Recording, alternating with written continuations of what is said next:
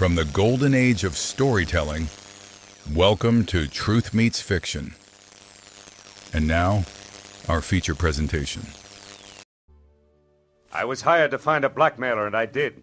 But first I found a badly beaten Adonis, a Jezebel with an accent, and a man who had been an easy mark for murder. From the pen of Raymond Chandler, outstanding author of crime fiction, comes his most famous character as CBS presents The Adventures of Philip Marlowe.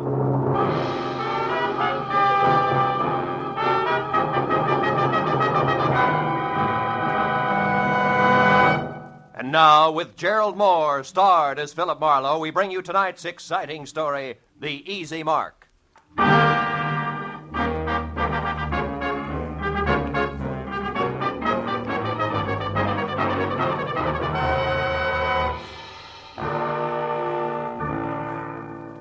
I'd spent a dull day on a duller subject, which was don't get caught with your income tax return down at midnight, March 15th. After calling time for a thick steak designated to bolster the stamina of a private detective, but nevertheless non-deductible, I reluctantly headed back to my office where I found both my conscience and the long Form 1040 still waiting, which meant there was no way out. The dull day was going to stretch on into the night, but then I got a break, because my telephone rang and the call was from one Mrs. Corey Gilbert, a prospective client who wanted action in a hurry. Marlowe, you've got to move fast. I just found out that my husband, Ross, will be at 3806 Melrose Avenue in 20 minutes, and I know that means trouble. Well, just for size, Mrs. Gilbert, how do you spell trouble? With a capital B, as in blackmail. There's no time for details now. Just get to that address and find out who Ross is meeting with. Only hurry, Marlowe, please. Well, hurry after what, Mrs. Gilbert? I've never met your husband, remember? Oh, yes. Well, he's tall, dark eyes, dark hair, very handsome. And the blackmailer, short, stocky, and repulsive, I suppose. I've never seen the blackmailer. All right, Mrs. Gilbert, where can I reach you? Well, I live at 439 and a half Ogden Drive. The phone number is Gladstone 8195. 8195. All right, Mrs. Gilbert, I'll call you. Thanks. Oh, and Marlowe. Yeah? Hurry, will you? You see, I love my husband.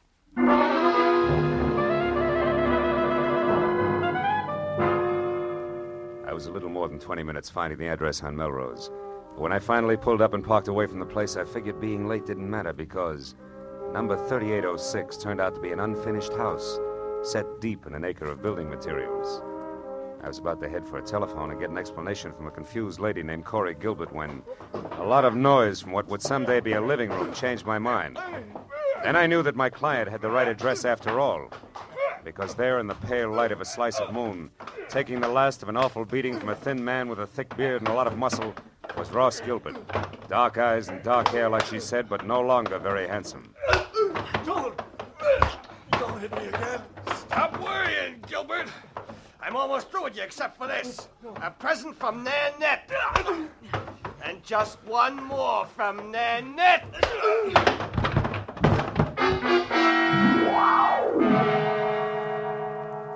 That last punch stacked Ross Gilbert onto a pile of rough lumber like he was another 1x12. And as he slowly scraped to the floor unconscious, Thick Beard dusted himself off lightly, jerked at his tie, and stepped out of the opening reserved for a future front door. I started over to help Ross Gilbert, but then I remembered that my client wanted to know who her husband was meeting and why, not how hard or fast he could swing. So I decided for the time being to play it quiet. When Thickbeard got into his car, I got into mine.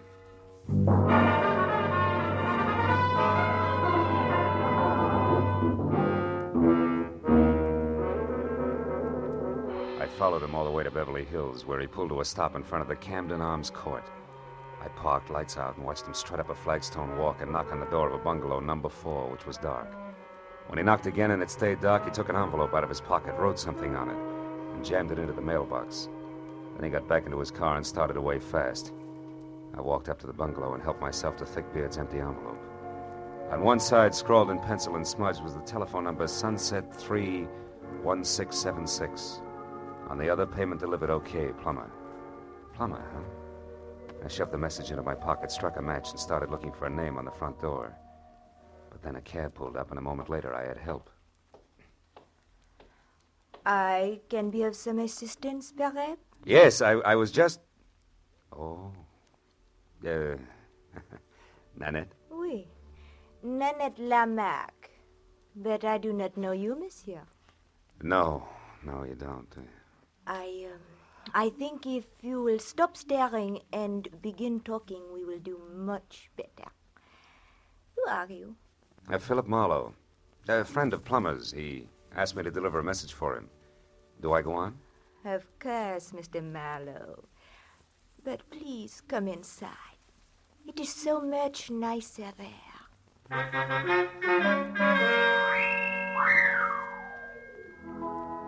Nanette was so right about it being nicer inside.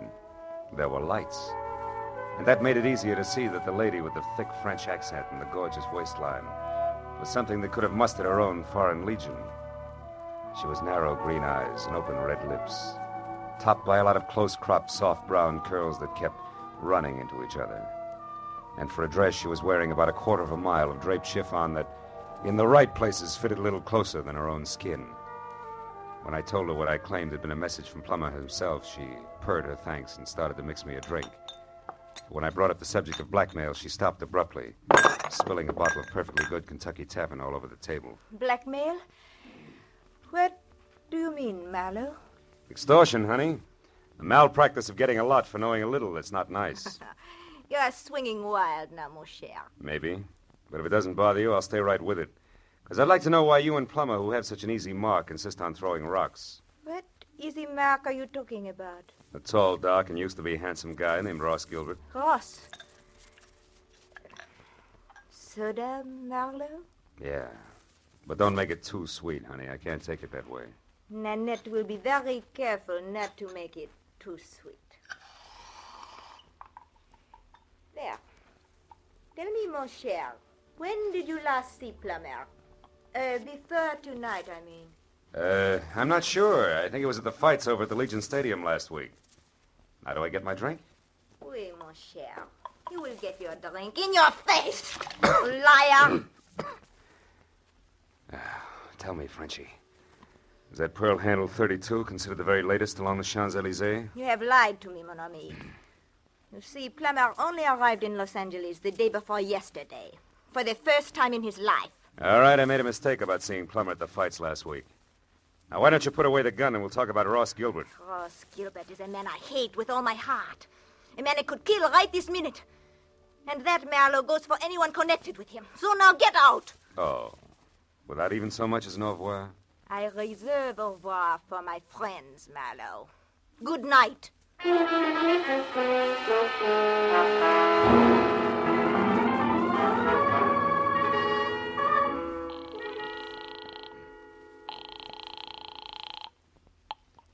Hello? Marlowe, Mrs. Gilbert, is Ross all right? Ross isn't here, Marlowe. What happened to him? He ran into an ugly beating at that address on Melrose. Something nasty from out of town named Plummer is responsible.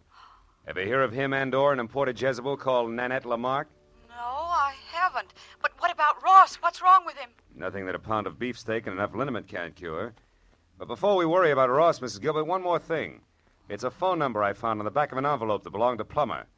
Number is Sunset 31676. What? Somebody you know? Yes, someone I know very well. It's the telephone number of my ex-husband, Emery Marsh. Emery Marsh, huh? Fancy dress designer on Wilshire? That's right. But what's he got to do with all this? Emery only met Ross once in Mexico, a party at Ensenada. Yeah, well, look, Mrs. Gilbert, why don't we postpone collecting Ross until I find out a little more? Where does your ex-husband Marsh live? In Santa Monica. But there's a good chance that he's still at his place on Wilshire. He does most of his work at night. Well, then Wilshire Boulevard's my next stop. I'll try to make it a quick one. Goodbye.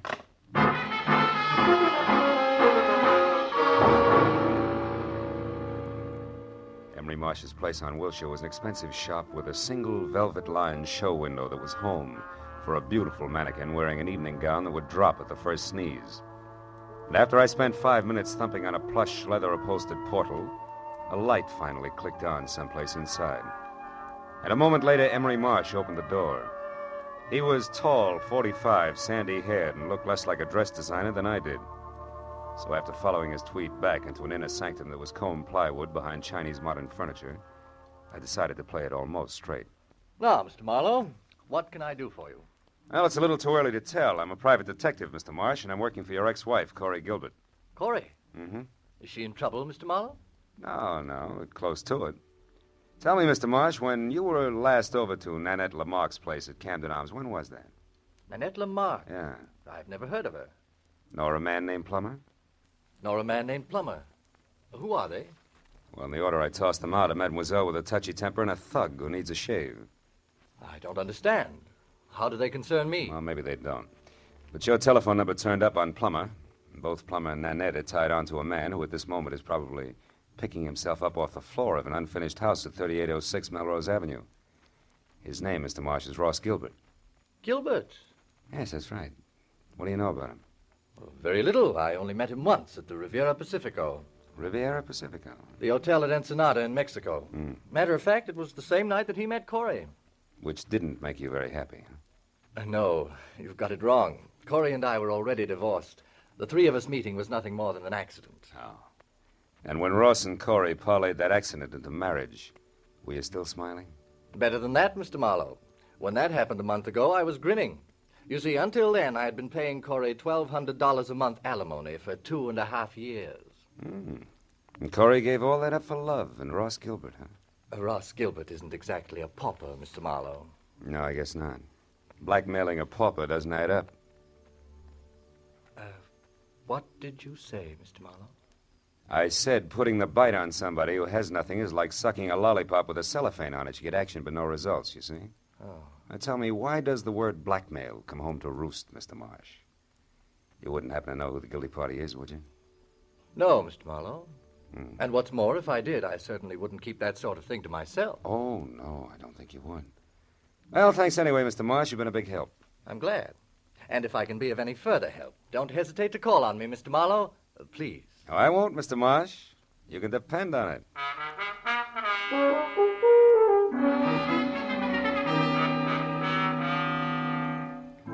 All the way from Wilshire Boulevard to Mrs. Gilbert's place on Ogden Drive, I kept wondering who wanted how much out of Ross Gilbert and why. About 20 minutes later, when I pulled up in front of the house, I started concentrating on my client, who had to be the woman standing next to a green coupe in the driveway and waiting in double time.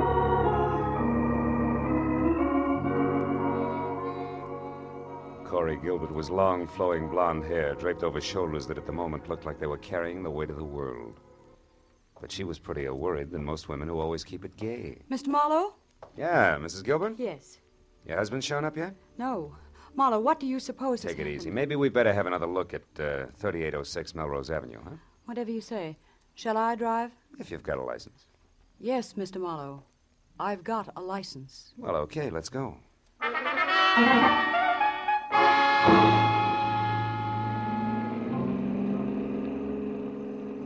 The way we took off in Corey's Nash, I wasn't sure whether her license was for driving a car or an airplane. And while she kept it to 83.5 AAA on the accelerator, she talked about her husband and why she was worried. By the time we were near the place, I knew all about the party in Ensenada, their whirlwind courtship, and what a fine guy Ross Gilbert was. When we got out of the car and started over the last 100 yards toward the unfinished house, I'd learned everything Corey knew about the blackmail angle, which wasn't very much. It started last week, Marlowe, when we got back from our honeymoon. Ross wasn't himself at all. He was worried. He forgot how to laugh. He argued with me over any and everything. Where does the blackmail come in? I don't know. He wouldn't tell me what was wrong. Then this evening, just before I called you, I overheard him talking on the telephone. That's when I caught the word blackmail and this address. Now, maybe Ross will be able to fill in a few of the blanks for us. Oh, he was over here in this room on a pile of lumber when I... Ross! Plummer must have done a lot more damage than I figured. Ross! Ross! Take it easy, baby. Marlowe, what is it? Is he... I'm afraid he is, Corey. That man, he beat him to death. No, Corey, that round hole in Gilbert's chest wasn't made by a fist. From where I stand, it looks like a .32 caliber bullet.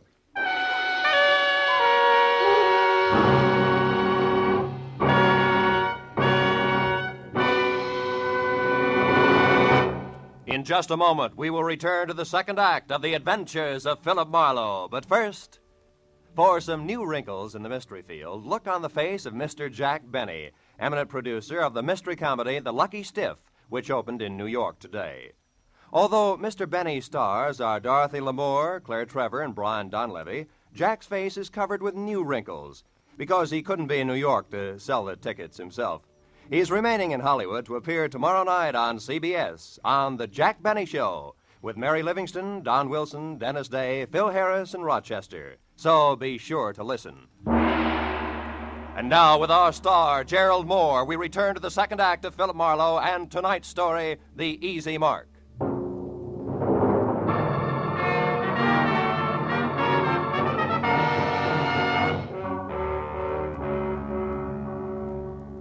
Corey Gilbert's face went sickly white, and her mouth twisted on the brink of hysteria as she stared at the dead man. I turned her away from it and led her to a window. She did the fastest job of pulling herself together I'd ever seen. And I went back to the body. On the way, I noticed a folded scrap of paper on the floor. It was a page torn out of a desk diary, but all that was written on it was the address of the unfinished house we were in. I looked down at what had once been Ross Gilbert. Setup didn't make any sense. A victim of blackmail had been beaten up by a total stranger, and then, a little while later, murdered. Somebody had killed the goose that was laying the golden eggs, and it didn't figure in any direction. Well, I just about decided to go through his pockets when a sound from Corey changed my mind. Marlowe, come here, quick. What is it, Corey? There's someone out there. I saw a shadow move. Get away from the window. Marlowe, there, running. Why, it's a woman. Yeah, and quite a woman. What do you know? She's crossing the street now. Who is it, Marlowe? Who is she? Character as French as Milani's 1890. Only she's more like nitric acid than salad dressing, Corey. Her name is Nanette Lamarck. She's getting in that car. Aren't you going to stop her? No. I've got a line on Miss Lamarck. I can find her. But she was hiding here. She could be the one who shot Ross, couldn't she? Easily. In fact, right now, she's the odds-on favorite. But she's also cagey, and we'll have better luck if we get her on home ground where she'll talk. Besides, there's a big chunk of this business that doesn't follow. What do you mean? Well, look, the murder came out in reverse. Ross was paying off, so he should have been the killer instead of the corpse. Which means there's more than blackmail involved. I don't know what you're talking about. All I know is he's dead, and that woman killed him. Maybe. Come on, Corey, let's get out of here. Where are we going? Well, first you take me back to my car, and then I got a job for you to do. What kind of a job? Well, I found this page ripped out of a desk diary, probably Ross's. I want you to go through all his things and find that diary for me. There might be something else in it that'll give us a connection. All right. Where are you going? I'm going to pay a call on Nanette. Only this time I'm bringing my own welcome mat. I think I'll need it.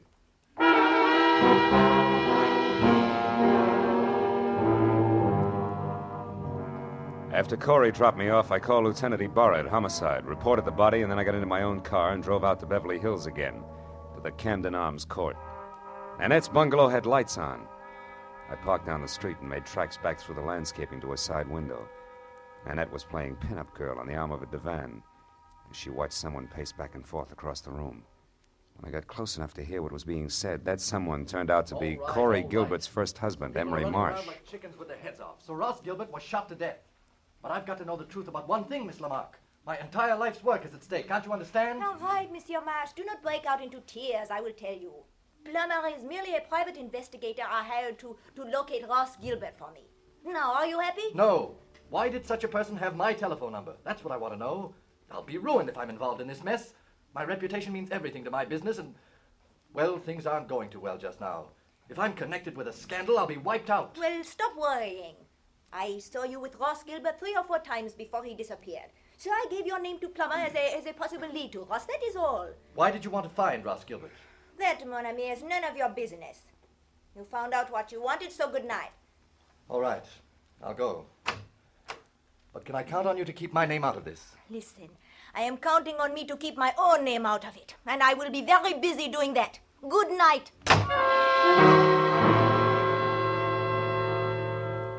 I plastered myself up against the side of the house and watched Emery Marsh leave. He looked anything but happy over the result of his interview with Nanette, but I figured I had the benefit of experience to work with and less to lose than he had. So I waited until he was out of sight, and then I stepped up to the door, braced myself, and tried my luck. You again. Yeah, and I want to talk to you. Get your foot out of my door. Ow! Oh, get out of here. Get out. Not until we've had a nice, quiet chat, Nanette, and I think we'll take up where Emery Marsh left off. What?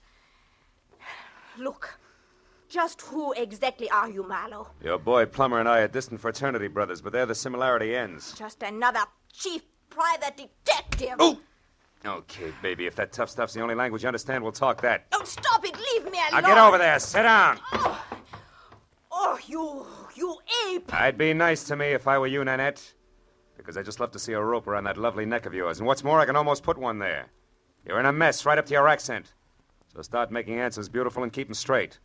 First, why did you put Plummer on Ross Gilbert's trail? Because he double-crossed me, that is why. Double-crossed you how? He ran away from me. He was mine, all bought and paid for, you understand? Not exactly. When I met him, he was flat broke. I bought him every decent stitch of clothes that he had. Gave him everything he needed to be a gentleman because we were going to be married. And then he ran out on me and took everything with him that he could lay his hands on. Go on. Nobody does that to Nanette Lamarck. Nobody. So you hired that licensed thug Plummer to find him and beat him half to death, right? Exactly. Well, go ahead, baby. The story doesn't end there. Tell me the rest, the good part.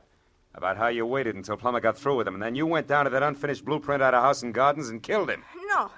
No, that is not true. I did not do that. Why, I could not. It's no bigger lie than the rest of it. Where's that pearl handle 32 of yours, Nanette? And don't reach for it. Just tell me. What do you want with I me? want to see if it's been fired. Now, where is it? Call it, Jack. Oh, fine. Plummer. Miss Lamarck might not like for you to see her gun. Oh, I thought you would never get here. Who's this character, Miss Lamarck? Another private detective. Marlowe by name. No kidding. Well, we got a lot in common, haven't we, Jack? Yes. We've each got 2 arms and 2 legs. And the name is Phil. Oh, that's the way it is, huh? Well, listen, Jack. You got no business here in the first place. For 2 cents, I'll chop you down. You're even cheaper than I figured. Why, and you you can put big- away that big, nasty gun, too, because I got you cold. That envelope you stuck in Nanette's mailbox tonight had a slip of paper inside from one of your old clients. Huh? What are you talking about? Can't you guess? Hey, you want to see it? Well, yeah, let's have a look at that. Okay. Take a good look. Come on, drop the gun, Plummer. Come on, drop it. My arm! All right, now, fold up. There's your bargain basement detective, Nanette. You didn't get your money's worth, did you? Now, shall we take a look at that pearl-handled gun of yours? It is over there in my bag. Thanks. Clip's full, and that smell sure isn't gunpowder. Of course not. I did not kill Ross. Why, I was not even inside of that building where he was. Yeah, I know, but you... Wait a minute, say that again. I said I was never inside that unfinished house where he was found. When I drove up, you were already there, so I left. Yeah, I know. And Plummer's gun is... fully loaded. Hasn't been fired either. Baby, you've just given me a great idea. An idea? But I do not understand. Never mind, I'll explain it to you later. And incidentally, you better be around. Right now, I've got to find out one more thing, and then maybe I'll pop this whole shebang wide open.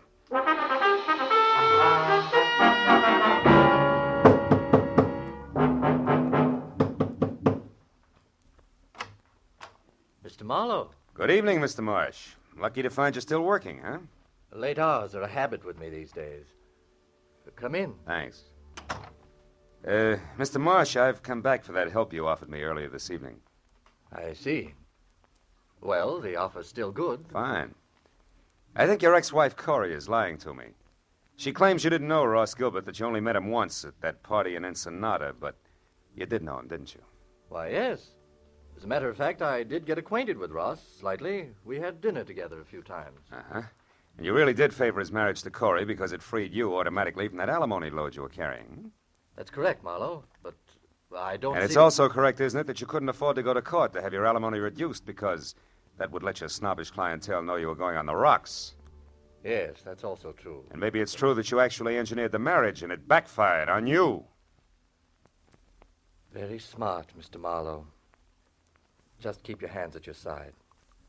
This might go off. Yes. Well, I expected a reaction, but not quite so soon. Too bad. I'll trouble you for your gun, now that you've got it all figured out. Yes, Marlowe, I engineered that marriage. Corey was attracted to Gilbert, but he was broke. I knew that would scare Corey off if she found out. So you and Corey made a deal, particularly with Ross. He wanted to marry Corey. You supplied the cash for his courtship, right? Yes, only he wouldn't stop there. He kept demanding more. Sure, that figured from the start. Ross wasn't being blackmailed. He was the blackmailer himself, and that made you worse off than before, so you killed him. You're so right, Mr. Marlowe. And remember, the price for 2 murders is the same as for 1. So you've really left me no alternative. I'll give you an alternative, Emery. Corey! One thing you didn't count on. I really loved Ross Gilbert.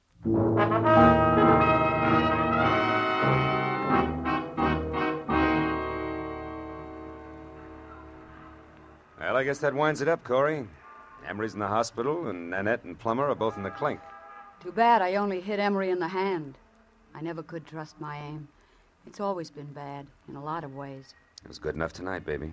Lucky for me you showed up when you did. Say, what made you come to Marsh's place, anyway? Well, that page from the desk diary paid off, Marlowe. Only we made a mistake. No? It didn't come from Ross's diary. It came from Emery's. I finally remembered his handwriting. Mm-hmm. Now, you tell me something, Marlowe. Yeah? How did you know Emery was guilty? Oh. Well, he made the oldest slip in the book. When he was talking to Nanette, I overheard him say that Ross had been shot. Emery had no way of knowing that Gilbert was dead or how he'd been killed unless Nanette told him. And for a while, I thought she had, but then I found out that she couldn't have because she'd never been inside the house where we found Ross. So it had to be Emery. Sure. I see. Well, Marlowe, what does a gal say at the end of a night like this? Thanks or something? Just thanks will be enough. I gotta do my income tax. Can I give you a lift? No. No, I'll walk a while. I've got some thinking to do about marksmanship. But call me sometime later on, will you? Just to see if I'm shooting in the right direction. You can count on it, Corey. Thanks. Good night, Phil.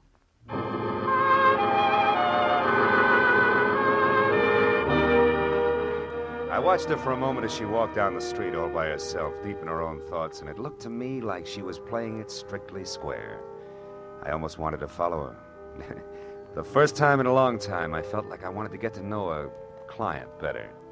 But March 15th can slip up awfully fast, and that long Form 1040 was still unfinished and waiting for me in my office. So I decided to go back and work on my income tax and play it strictly square, too. After all, that's really the easiest way in the long run. Yeah, I keep telling myself.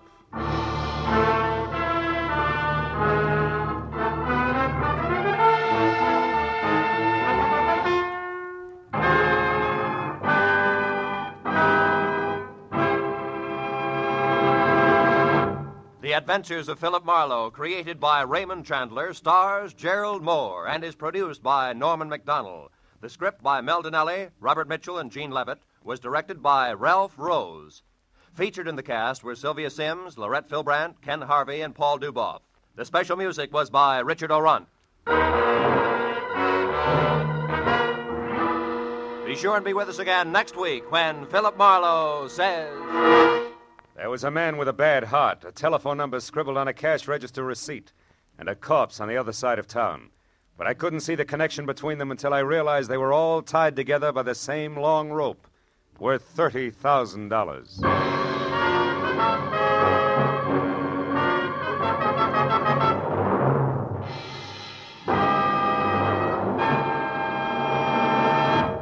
Next Wednesday evening, February 2nd, CBS will bring you a moving, powerful drama of a reporter who took an assignment he eagerly sought, only to find it came too close to home.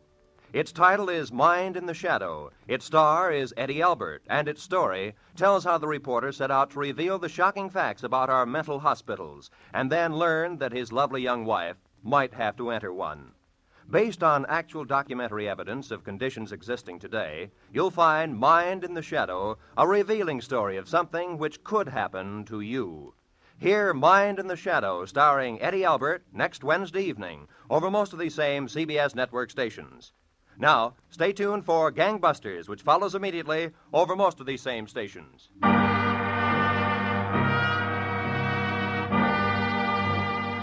This is Roy Rowan speaking for CBS. Jack Benny's new address, Sunday night on CBS, the Columbia Broadcasting System.